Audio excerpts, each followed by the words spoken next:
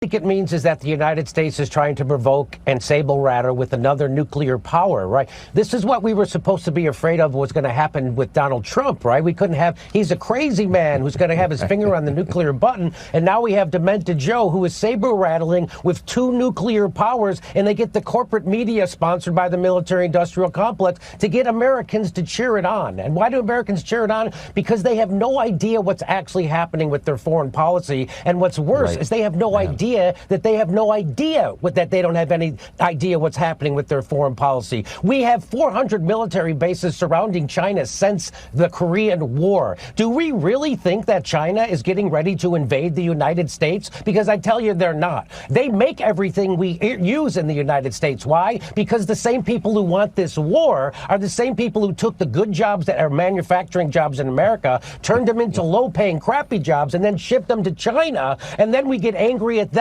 for the system that we set up. If they're so corrupt, because that's the thing, Americans have no idea how corrupt their government is. They think our government's just regular corrupt, like, oh, Trump gave his son a job or Biden gave his kid a no-show job in the Ukraine war. That's not, the whole thing is corrupt. The $800 billion military budget is $800 billion of corruption. Why do we have to have 900 military bases around? We're the ones provoking this war, just like we provoked the war in Ukraine. We are now provoking a war with China. And who benefits? I'll tell you right now, your enemy is not China. Your enemy is not Russia. Your enemy is the military industrial complex, which has been fleecing this country to the tunes of hundreds of billions and trillions of dollars. How many times are we going to have a defense secretary say, hey, we can't account for $2 trillion in the Pentagon again?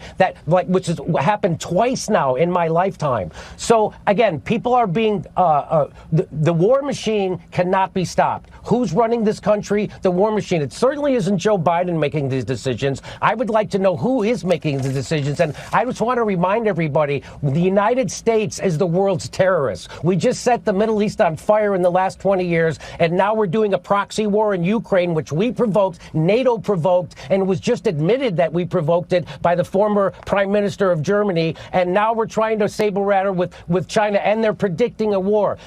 Again, China's not going to invade us. China's not our enemy. We might have an economic war. That's what these are. These are economic wars. These are wars in Ukraine. It's about liquefied natural gas and making sure Germany and Russia never come together, because we fear Russia's natural resources and manpower, and we fear them getting together with Germany with their technology and their capital. And so that's why we blew up the Nord Stream pipeline. That's why we're doing the Ukraine war. This is all about hegemony, imperialism, and economics. And if there's a Marine somewhere, it's there because they're about to steal some natural resources from another country. As everybody's screaming about what a bad guy Putin is for invading Ukraine, the United States is currently occupying a third of Syria. And which third is that? It's the third that has the oil. And how do I know we're there to steal their oil? Because the President of the United States said so.